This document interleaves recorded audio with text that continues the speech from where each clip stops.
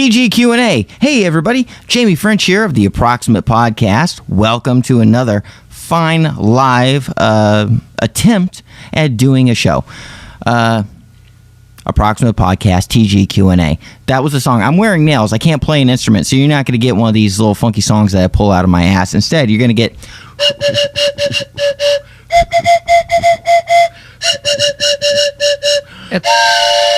It's TGQ&A. It's an approximate Everybody show. Welcome. It's an approximate show. Yes, it's very approximate. So let's go ahead. This is the questions and answers show that we do on the weekends. Sorry I'm late. We try to do these around 8 o'clock.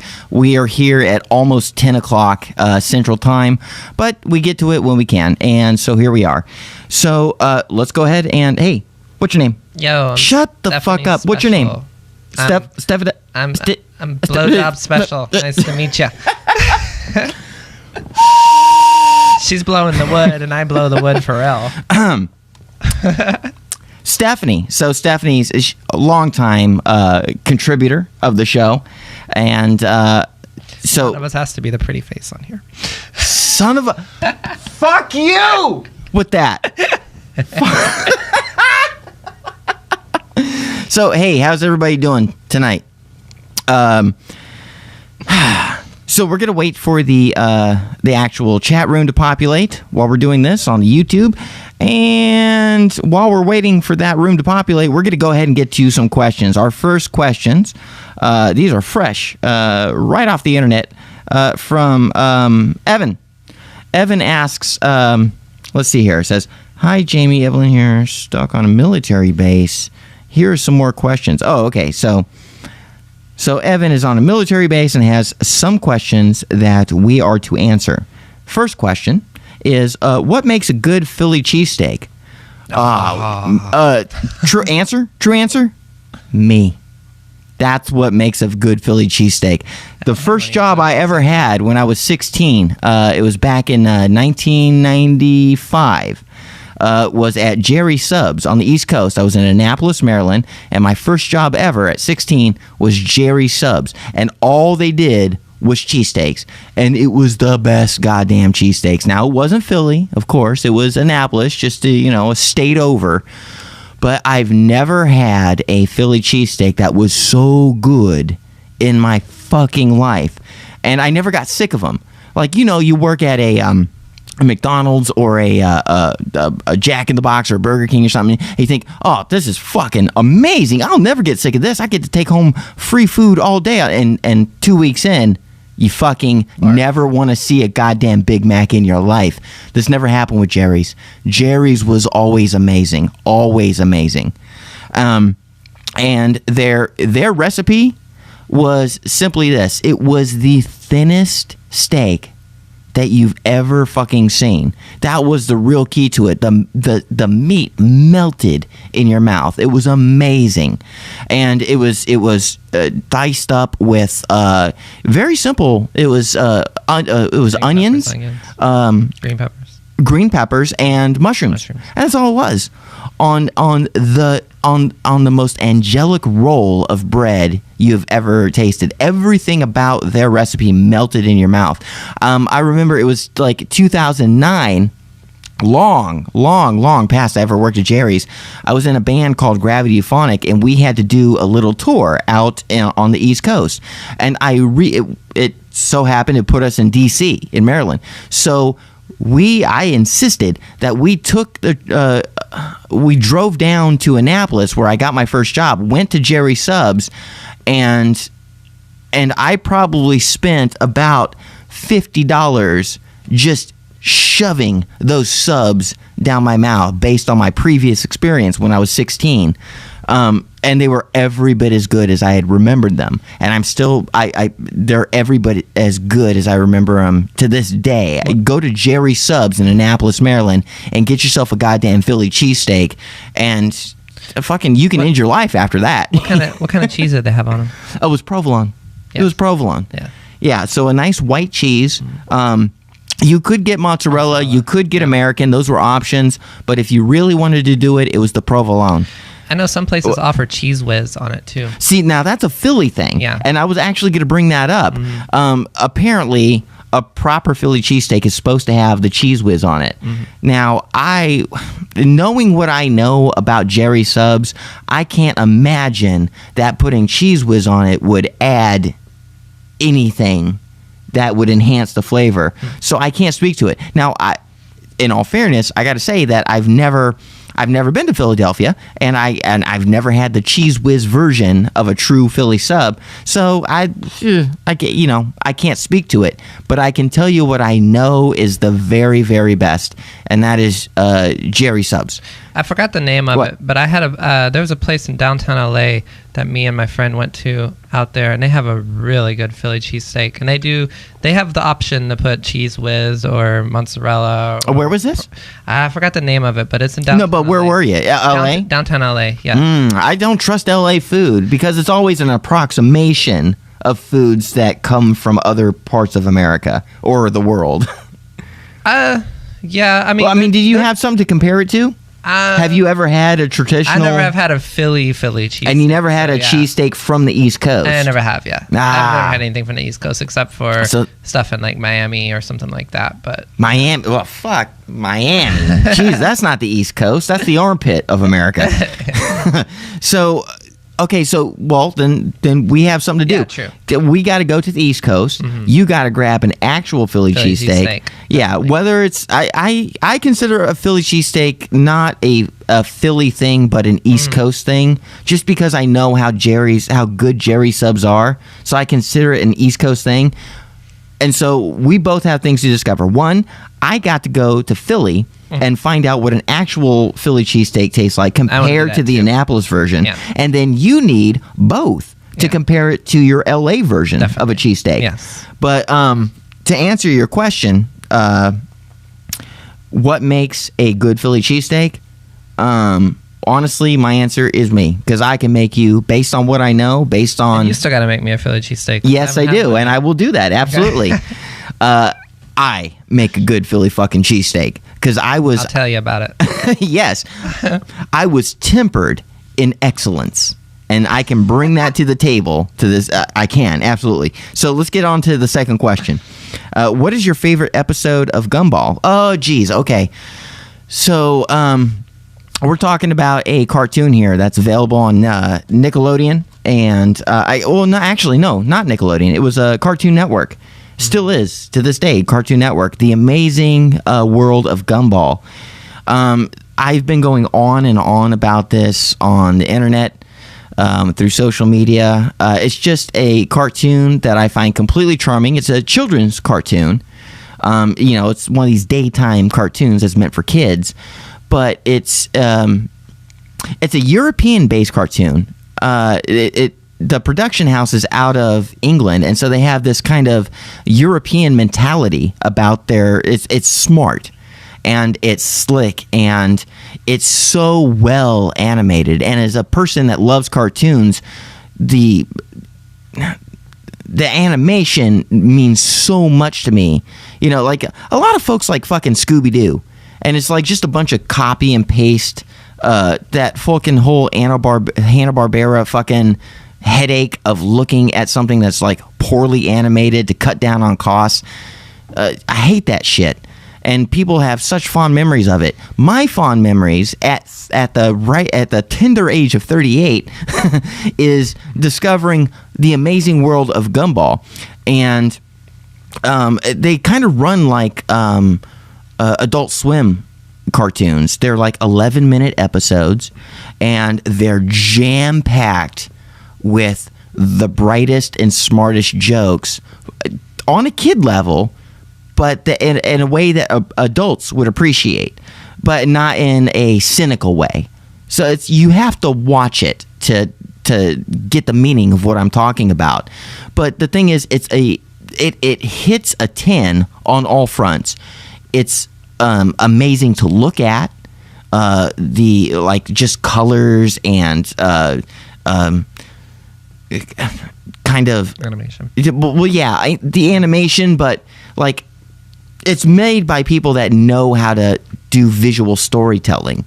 So there's a lot of amazing if you're into how visual storytelling works, this cartoon is amazing because everything's done in a cinematic way. Everything's on the rule of thirds. Everything is color graded, and it's like they take a lot of time and to make the best possible. They don't treat their audience as idiots. Is probably the end thing that I'm pointing to, and assuming that their audience is children, that's amazing because you can say, oh well, you could be very cynical about it and say, well, I'm making a cartoon for children.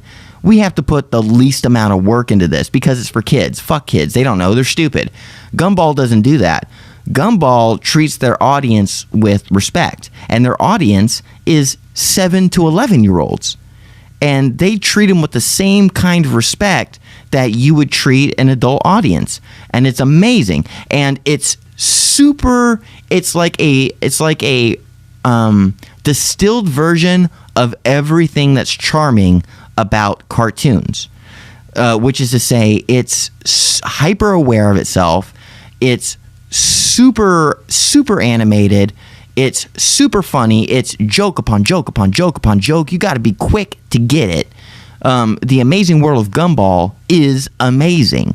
And so the question is, and I mean, that's where all that comes from. So that was just a little thing to let people know what the fuck this question means, which is, what is your favorite episode of Gumball? That's what Gumball is. My favorite episode of Gumball, I implore everybody that's listening and watching right now to go check out The Amazing World of Gumball so that they know what I'm going to say, so that it actually means something. Because when I say it, people that don't know about the show won't know what the fuck I'm talking about. But I do know. It's called, it's season 2 of The Amazing World of Gumball, and it's called The Origins. Every episode of The Amazing World of Gumball is the and a noun. And that's just, that's a writer's thing. That's just a goof for them. But if you look at all the episodes, there's always the and a noun. And in season 2, towards the end of season 2, there's an episode called The Origins. And it's one of the most charming and kind of heartbreaking episodes. It's one of these cartoon shows that will actually... It makes you feel something, and that's one of the beautiful things about this show. So season 2, and I want to say it's probably like episode 30 something, because there are these like tiny little 11-minute clips. So a lot of them go by. An entire season of Gumball is probably like, quote unquote, 50 episodes long, but that's just because it's made out of tiny 11-minute chunks. If you brought those into, it'd normally be like a 22 episode show.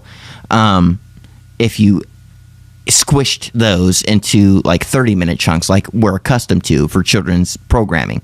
But actually that's really weird, because considering where the production comes from, it comes from Europe.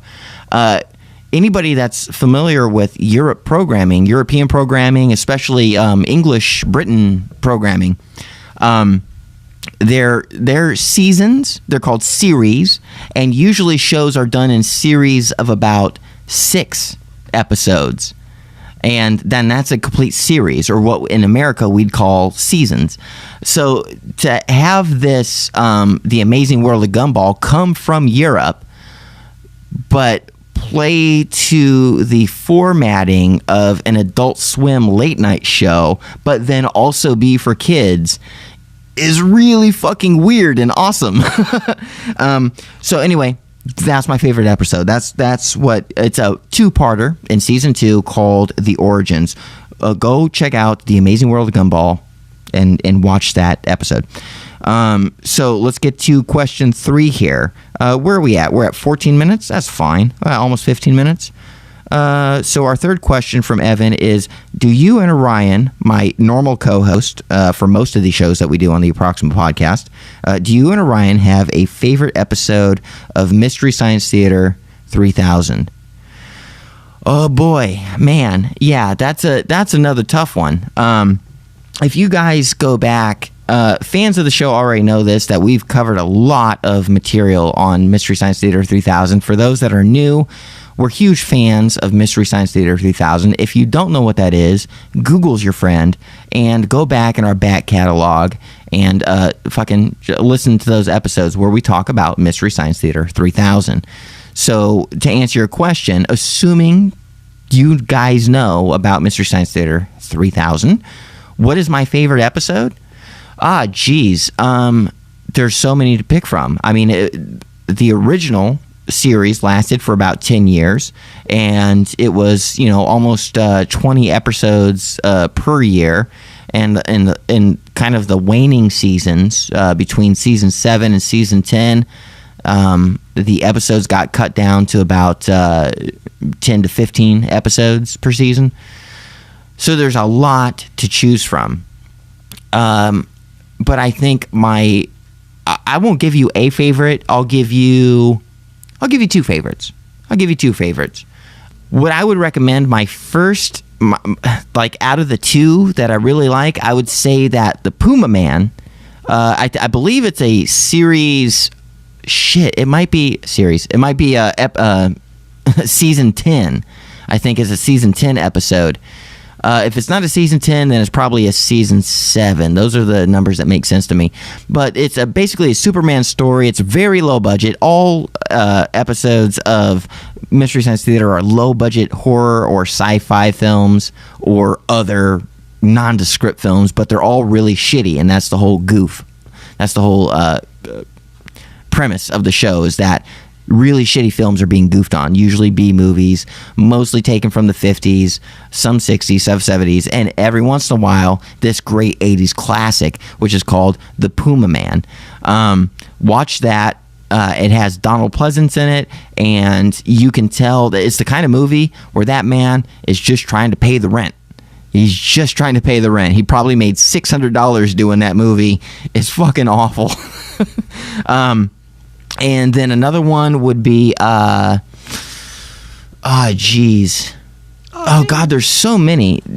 Have I showed you, Stephanie, any of the Mystery Science Theater? You wouldn't have a favorite episode? No, I'm sorry. Not a problem.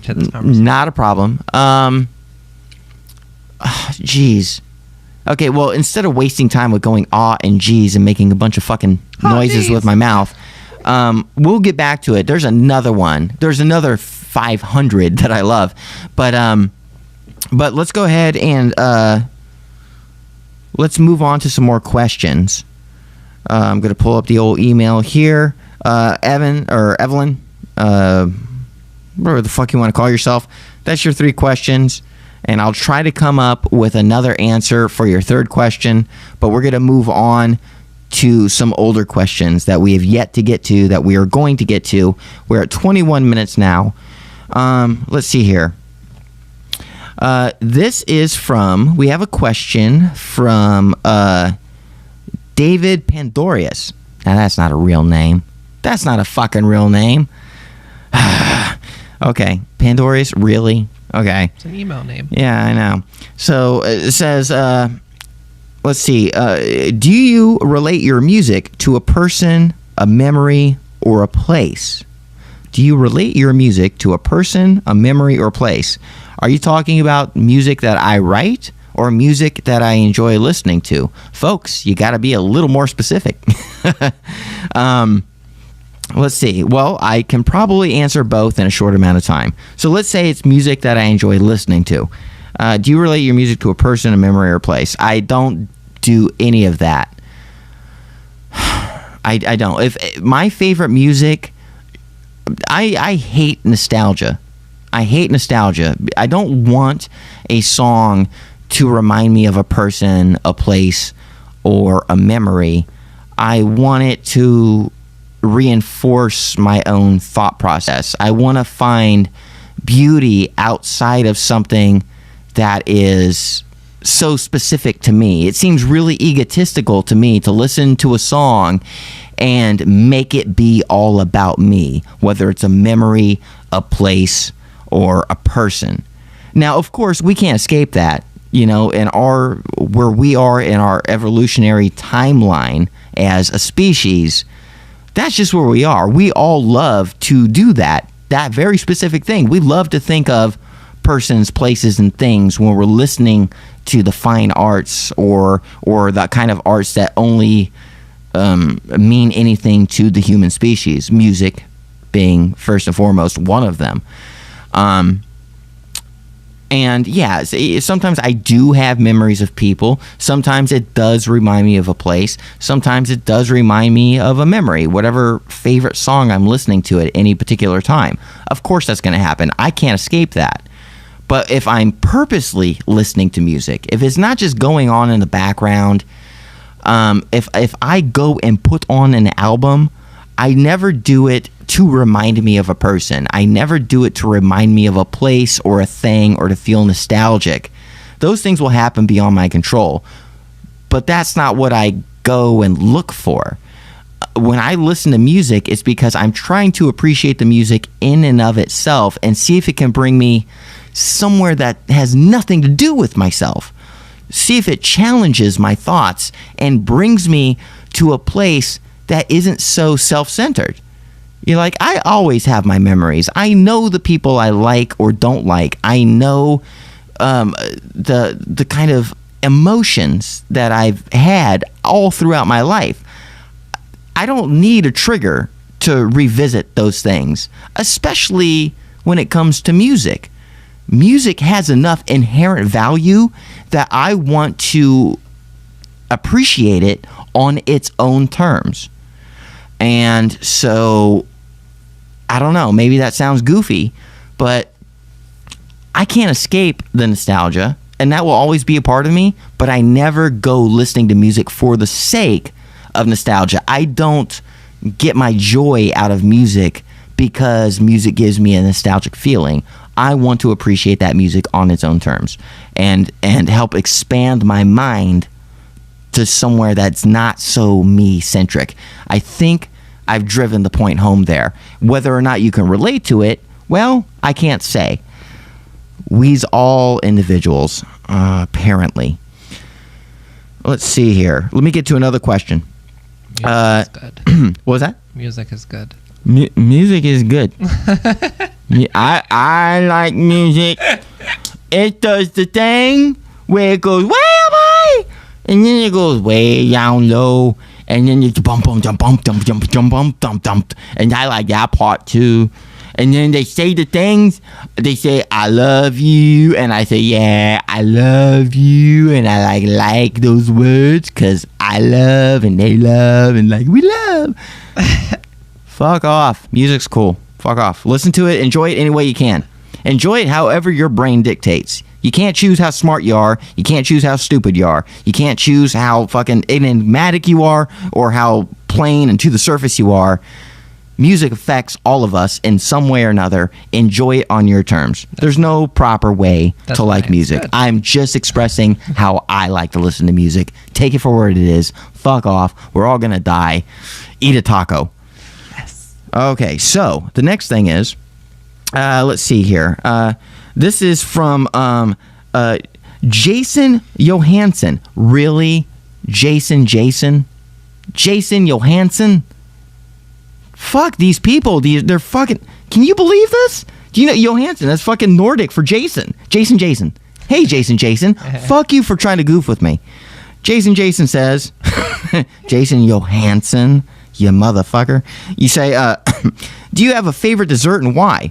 Is it available on holidays or do you wish it were? That's odd. That's a weird qualifier. What's the most embarrassing thing you've ever bought? What? Okay. Oh, wait. Hold. What? Okay. We got too many disparate questions here. Rapid fire. Let's just take this one step at a time. Sorry, I'm dying. That question was too much. You fucked me. Jason. Do you have a favorite dessert and why? Okay, favorite dessert. Do you have... Already, you can picture it in your mind, can't you, Stephanie? What's your favorite dessert? I love how much you're trying to fill in the silence. I I like... My favorite dessert... You shut the fuck up. You non-contributing motherfucker. My favorite dessert is... I shift between two things. It's either going to be a chocolate or a fruity thing, which is usually, that's what, makes up the majority of desserts. Or there's a bit of dairy in there. There's a third option. And usually that dairy serves as a base that can go with the chocolate or with the fruit. Okay? But my favorite... What? You were about to say something. Well, yeah. I like froyo. Froyo? Yeah, frozen yogurt. Fucking... But I also like Coke floats. So Coke floats and froyo. Yeah. So a lot. What about a lot of stuff. What about a froyo based Coke float? No. A froyo Coke float. No, because Coke. A frococulote. Coke and frozen. Would you like yogurt, a frococulote? I don't think so, because Coke and frozen yogurt don't sound like they would go good together. I think Coke needs to go. Frozen yogurt is basically ice cream. I mean, really, it very much replicates fucking ice cream. I mean, but not really. And it's super soft. It is. And then could you imagine throwing an A&W root beer on top of a little frozen yogurt? Just keep it real simple. Vanilla frozen yogurt and a little bit of A&W root beer. Would not that be the fucking bee's knees? Well, see, if I was going to go for that, though, I would use ice cream. Oh. Yeah, because I would probably use like a butter pecan with like. Why do you hate frozen yogurt so much? I love frozen yogurt, but I like frozen yogurt by itself. I don't like it mixed in with a. Have you ever tried? I wouldn't want to. Why? What do you think is what do you think would fuck it up? What's the thing that you think would fuck it up? I just think frozen yogurt's better. Either I like yogurt in general. I like yogurt when it's like just cold. But frozen yogurt isn't. Or if it's frozen yogurt has nothing to do with actual yogurt. Frozen yogurt tastes like fucking. It looks and feels and tastes like ice cream. I know, but at the same time, it's I don't think I would like it in a Coke float. I just don't think I would. I would rather get ice cream in a Coke float. Something about frozen yogurt is creeping you out. That you wouldn't want to pair it up with a little bit of A&W. I'd rather use ice cream for that. Why? Do you think it would? Do you think it would like? Do you think the A&W would like curdle where's the disgusting part in that equation that you wouldn't want to put? I just don't think I would like it. I don't think it would make as much sense as making. Wow, this elaboration that you're giving me is so deep. It's wonderful. So deep. It's hashtag deep. I only have the best on my podcast. Communicators is what I call them. We're approximate, okay? You got to deal with it. Okay, fuck you. My favorite, the important thing, the important opinion. Me. What the fuck is my favorite dessert? God damn it! It's a goddamn. You know what? It's a fucking cheesecake. It's a cheesecake. Cheesecake's okay. No. Fuck cheesecake. Cheesecake can go fucking fuck itself. I like ice cream. No. Ice cream. Boston. Now I've only seen this in my local grocery store. Now you guys have heard the term Boston cream pie is a familiar term. Boston and get an anal cream pie. Yep. Nice. I don't like a Boston cream pie. I like a Boston cream cake, and I've only ever seen it, and I'm sure it's probably available everywhere, but I've only ever bought it here, like a mile away from me at the grocery store. We got a store called Tom Thumb, and it's a pretty nice grocery store, and they have a nice bakery section, and they, every fucking day they have it costs about $11, and it's just a normal shaped fucking cake, and it's a layered cake, and it's a little bit of I want to say angel food, like 2 layers of angel food cake with kind of Boston kind of custard in the middle, and then a bunch of fucking whipped cream on top with either cherries or strawberries. And it's probably the most decadent thing that I've ever put inside of my body, a Boston cream cake. And that's an amazing dessert. If I could live off of it, I would. It's the kind of thing that's so fragile and decadent that it's the kind of thing you probably want. It's like you feel like it's almost sexual, like you want to rub it on your body. Like you want to, like that if you were weird enough, that it would probably feel immaculate against your taint. Anal sex. But you never do that because you would never waste it on your taint because it's so delicious. You have to put all of it in your skull. Well, you'd put it on someone else's taint that you liked a lot. Maybe. No. You wouldn't waste it on anybody else. That $11 fucking cake, that belongs to you. You would never waste it on anybody else. Sharing, like, saying, hey, you can have a piece of this cake is almost verboten. You almost don't want to do that. Like, all 6 pieces belong to you. So that's as far as you can go with this cake. You can share the decadence in a very limited fashion, but you would never use it as much as you want to. You would never use it as a sexual component, although it tastes like sex feels.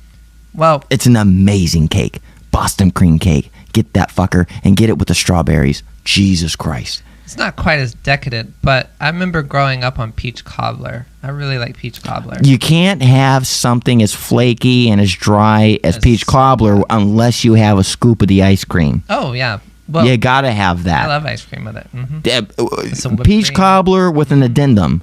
Ice cream. You gotta have it a la mode. Mm. If you don't have it a la mode, fuck peach cobbler. Because it's too dry. It's too dry. It tastes great, but the mouth sensation with the cobbler. You gotta get wetter peach cobbler. I like it. Now wait, there's. Do you get the kind with the? I like the peach juice.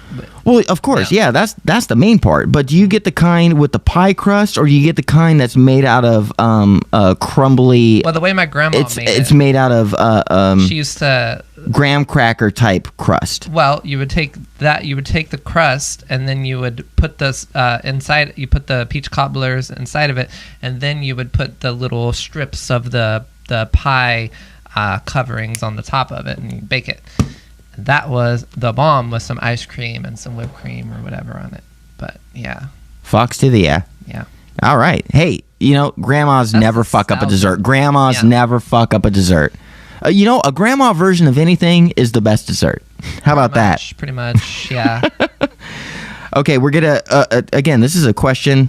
Johnson. Whatever the fuck. These fucking names are ridiculous.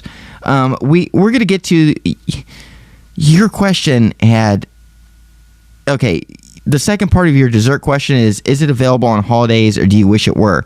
That's a weird qualifier. I live in America, and in America, desserts of any flavor, of any kind, are available all the time, forever and ever. Yeah. We don't have holiday-specific desserts. Well, outside of like turkey and dressing. No, you can still buy turkey and dressing year-round. Yeah, it's still available year-round. It's just like you don't usually eat it year-round. It's usually something for, Thanksgiving holidays or Turkey Day, as you would call it, actually. Right. Everything that we use for our holidays that is like you can consume is available year-round. So for like Thanksgiving, turkey dressing, a little bit of gravy, cranberry sauce, and some vegetables on the side, available all year-round. Halloween, it's all about candy. The kind of candies that we give to our kids on Halloween, All Hallows Eve, or whatever the fuck you want to call it, available all year around. Oh, okay. We actually, I figured it out. We do have one particular candy that's available at a very specific time of year for Easter. It's the Cadbury eggs. Oh, yeah. We have Cadbury eggs. Yeah. Yeah, and those are little chocolate eggs that are filled with like white nougat, basically, is essentially what it is. That being said, and those are only available for a certain time of the year. Well, but if you went on Amazon, you could probably buy a gross of Cadbury eggs. Yeah, that being said, if you really like Cadbury eggs, I'm sure you could go on Amazon or eBay or somewhere and get them. No problem. But there's no particular dessert I like that's holiday related or limited to the holidays. You could say pumpkin pie, but even then, pumpkin pie usually reserved for Thanksgiving. You can still year round find it in like the freezer section. Find a frozen pumpkin pie. And also, these put together things are made out of individual ingredients, so you can always find individual ingredients and make the thing yourself. I mean, fuck it. We're talking, continually, for almost 10 minutes now, we've been talking about sugary substances. This doesn't matter. Let's move on to the next part of your question, which is way out of fucking left field. Can you not tell that food is probably the favorite subject? It seems to be the theme of tonight's show. We get one last question here before we shut this fucker down. It's called, what's the most embarrassing thing you've ever bought? Oh, well, Jesus Christ. In my 38 years, I've bought a lot of embarrassing things. Do you have something specific that comes to mind that has embarrassed you? Let's create some ground rules here. You bought a thing that is potentially embarrassing. Mm-hmm. Did it embarrass you because you bought it and you looked at the thing and you went, I can never show anybody this, it was so embarrassing? No. Or was it embarrassing because you bought it, you showed other people the thing that you bought, and they goofed on you and you're like, oh, that's embarrassing? Kind of the second one. Okay, go ahead. It was an electric, I don't mean electric, like plug it in. I mean like... Electronic? Electricity, like EMF. It was a thing that produced electricity. It was like a taser. Yeah. What was it? But it was an electric dildo. Oh boy. But it never would fucking work. Never would work. And it would work when I wanted to use it myself, but when I wanted to show somebody else it never would fucking work. So I got embarrassed. Every single time I was like, oh my God, check this thing out. It's so cool. And then I'd be like, it doesn't fucking work. So the root of the embarrassment wasn't that it was shameful. It was that because it didn't work when you needed it to. Exactly. You buying this thing didn't surprise anybody that you showed it to. It just simply didn't work, and that was embarrassing. Well, they were surprised that it was a really interesting thing, the thought of it, and they're like, oh yeah, this looks really cool. Show me how it works. And then it didn't fucking work, and I was like, oh my God, it's so embarrassing. Jeezy flips. Well, I'm gonna say something that's embarrassing because of shame. Yeah. And I think I don't have any shame. That's why I think it's a problem. I'd like to think that I don't have any shame either. But the fact of the matter is, the more interesting story is something that's embarrassing. Okay, I've bought plenty of things that didn't work when I needed them to, and that was unfortunate, but I wouldn't consider them embarrassing. I think your feet are pretty fucking embarrassing. I think, yeah. Okay, so about a year and a half to maybe 2 years ago, I had way too much money in my pocket, and I was very drunk at the time, and I was drunk purchasing. I went to AliExpress, which is basically, for all intents and purposes, it's Amazon for the rest of the world.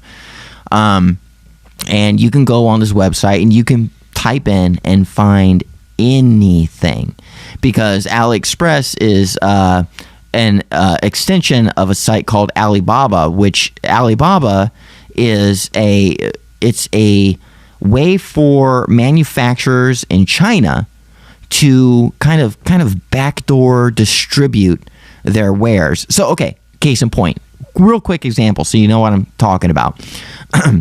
If you go to Alibaba, the manufacturer that is that makes Gibson guitars, say, okay, Gibson, they give their what do they call it? Overstock? No, not overstock. They do the lowest bidder. Whoever the lowest bidder manufacturer is, Gibson, the corporation, says to China, whoever your lowest bidder is for manufacturing, you guys get the contract, and here's the specifications of what we need for the kind of guitars that we want you to make, and you make them. And that particular factory in China goes, okay, we'll take the contract. Sounds great. We're going to build these Gibson guitars, and we'll send them your way, and we'll have this version of it and that version of it, and it's all honky dory. And that's where like the cheap guitars come from. But Alibaba hits up those manufacturers, and they let those people. Now this is very shady, but if you know anything about China's regulations and copyright laws, you know that this is why this is able to happen. You go to Alibaba, you hit up those same manufacturing plants that make the Gibson guitars, that sell the bodies and everything to Gibson USA. and you can, where you would say like a Gibson SG, like a standard Gibson SG, here in America, you'd pay maybe $1,200 for it. You know, China-made Gibson SG. But if you go through Alibaba, you cut out Gibson as the middleman, which is completely shady. And you can get that same Gibson SG with all the stock components for like $200-$300. Okay, so what AliExpress is, okay, hold on. So Alibaba, the way you get to do that, but you have to buy those things in bulk. Okay, so if you run like a little pawn shop and you want to sell some actual non-pawned instruments in your store, you can go to Alibaba, go to the place that sells the Gibson body styles that are contracted by Gibson. You buy them wholesale. Buy them wholesale and stock those guitars in your store. And the only difference is they won't have the Gibson logo on them. But you can charge, you pay at bulk rate, I don't know, say $1,000 for 10 guitars. You can sell those Gibson SGs at, I don't know, $300-$400 a pop. Still make a huge profit, but completely undercut American distribution.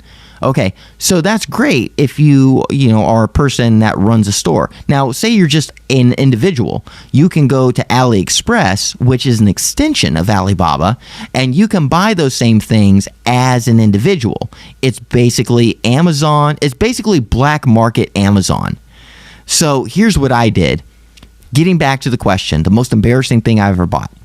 I went to AliExpress and I had too much money and too much alcohol in my system, and I was looking to get off on anything at all that I didn't already have access to in my particular life. Okay, not to be gross or anything, but I don't have a problem getting laid. I don't have a problem getting off on weird things. I work in the sex industry. Everything's boring and blasé to me. So if I want something special for myself, as just me, just something special for me, I gotta sometimes go out and look for weird things. I don't have to, but if I'm, in that completely sexual mindset, which I never am unless I have too much money and too much alcohol at the same time. Before her balls were cut out. Right. What I did was I went to AliExpress and I went searching through real dolls. I actually went searching for real dolls. And AliExpress, where a real doll, like a real quality real doll, might cost you about $5,000 to $7,000, you can find them on AliExpress, the exact same fucking dolls, for anywhere from $800 to $1,000. I said, well, I don't have that kind of money to spend, but I'm feeling really pervy and I want something. So what I went and bought a pair of American size 6 female silicone feet. I'll tell you what, you know what? Take your headphones off. Yeah. Go grab one. Here's why they're so embarrassing. I'm going to show you an example, but here's why it was so embarrassing. I waited for like 6 weeks because like shipping on anything foreign is ridiculous, whether you're doing it from Amazon or you're going the black market route. Here, hand me that. So I had to wait 6 weeks. And by the time the 6 weeks passed, I didn't give a shit about the fucking silicone feet. That I can't even imagine what the fuck I had planned on doing with them. Just the idea, you get in that kind of fucking horny state, just the idea of something makes sense at the time. And then once you're past it, you're like, what the fuck why? It doesn't make sense. Well, so that's where these guys come into play. You can see them here on the camera. For those that are only listening, I'm bumping that silicone feet bumping into my microphone. Can I just say, I took these out from behind a stack of towels. That's how ashamed she is of them. They're super embarrassing because I can't find a fucking thing to do with them. I can't. I could probably incorporate them into porn some way, and probably the most obvious ways you can think of. And whatever. they cost me $100. I was comfortable spending $100. It took 6 weeks to get them. I finally got them. I pulled them out of the package. I went, neat. These are weird, and I put them on a shelf. And I've never touched them or looked at them since, because it's fucking ridiculous. I mean, look at this. Look at this. What do you do with this? What do? You fuck it, right? You fuck it. You rub it against your whatever parts matter to you. Like what do you do with this? I wouldn't think you would want to do like foot worship or suck it or lick it or whatever, because it might just taste like silicone, and that don't taste any good. Right. It was. You lose all those like sweat and human interaction that foot fetish worship or whatever actually has. It was the most severe version of an impulse buy that I've ever done, and that alone is embarrassing enough. They serve no function. They're not pragmatic, and they're not even entertaining, except for these meta situations where I show you how embarrassing they are, and that's the entertainment. Well, I think you put it in a promo video once. I did, yeah. No, I was able to use them as a prop, and it was a $100 prop for literally 2 seconds worth of footage. Not worth it. Not worth it. I could have came up with something else for that bit. Yeah. So that was probably the most embarrassing purchase I ever made. I implore you, if you're just listening to this, go and watch the YouTube version of this so you can see the stupid, I'm going to do it again, wave them in front of the camera. Check out these dumb fucking things that I bought. And you know what? You know what's really kind of embarrassing and in the shameful way is these are highly articulated feet. These come from a mold. I mean, they got little creases in the soles. What fucking lady is this? Who is this? This is somebody's foot. This has come from a mold. It's a little Asian girl. It has to be. And that like really creeps me out, because you want to think it's a 20-year-old or higher. Well, no, I'm not saying it's an underage girl. I'm hoping not. No, I don't think so, because the feet's too big. But it does come from China, and it basically does come from the black market. And somebody got their foot burnt. Oh yeah, well they're made out of silicone. Yeah, Stephanie pointed out a very good.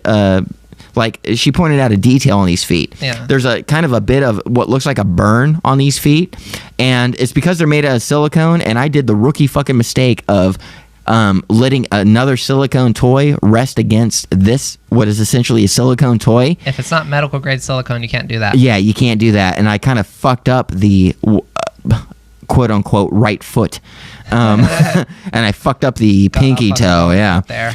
But yeah, not only are they worthless, but I broke it. Yeah. So anyway, that's the most embarrassing thing I ever bought. The feet from a real doll. I don't think they would go along with my electro vibrator at all. No, not at all. Yeah. So let's go into the chat room real quick. It'd be pretty cool to like open up the discussion to the fans and see if they send in their most embarrassing buys. I think that's an excellent idea. I think a lot of people have actually joined the chat room, and thank you guys so much for doing that. I'm sorry we couldn't get to any of your questions or comments. It's just one of these shows where we start just gabbing and we never let loose. Yeah. But let's see if there's. Let me pick up one. Yeah, we did the yip all fucking night long. But let me see if there's one we can answer before we shut this fucker down. Can we use first aid? Minus. Okay. We're going to end this on somebody else's embarrassing purchase. Oh, good. And this comes from Elira. And Elira says... Illyria. Illyria? That's your name, remember? Hansel? Yeah, Hansel. Illyria says the most embarrassing purchase that she ever made was... mine was a butt plug that was huge, but that's not a problem anymore. Well, now, why is that embarrassing? Was it an embarrassment because it was huge at the time? You didn't think you could handle it at the time. That's not embarrassing. That's simply a private matter. Well, I mean, it's just what you get up to. It's a goal. It's like, I start here, and then I'm going to get there. Oh, trust me, I bought a butt plug before I left Arizona. That was that fucking big. Like, it was going to train What, like 5 inches in diameter? No, like 9 inches in diameter. There's I a didn't know it was safety gonna be cone. that big. I didn't know it was going to be that big, so I was like, oh God. But I was like, okay, well, I might work up to it. And I just put it on the back burner. And did you ever work up to it? Class. Well, no, not yet, but Still working on it. Still working Can you get on it. halfway? I've got the head in. Rookie. Rookie. It's big. and What it's kind heavy. of porn It's star are glass. you? It's big and heavy and glass too. Okay. I'll get it in my ass sometime, but y'all would never see that. You have to go to other channels to see that. Okay, I think on that note, we are gonna put a bow on this and shut this fucker down. So a few quick plugs before we head out here. Go to approximatepodcast.com, find all of our episodes, find links to all of our social media, everything there, approximatepodcast.com. That really kind of takes care of all the plugs. But we are also running a Patreon account. So if you go to patreon.com, look at the links in the description. Please join our Patreon account. You should see some shit above our head right now, some links to the Patreon account. $5 a month. Not only do you get shows like this and the flagship shows that we do every Monday, but you have access to 3, 4, or more shows a week that are only accessible to patrons. So go $5 a month, $5 a month. Come join the Patreon account. Links in the description. Other than that, hit up the burner line at 817-673-3704. That's 817-673-3704. You should see that above our heads there in white text.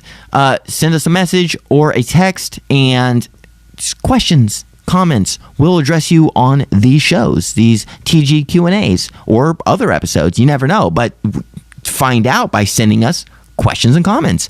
Other than that, anything you got to say? No, not really. Okay, so I'm going to play us out with the song. Y'all fuck off. Have a good night. Yeah, so here you go. Here you go.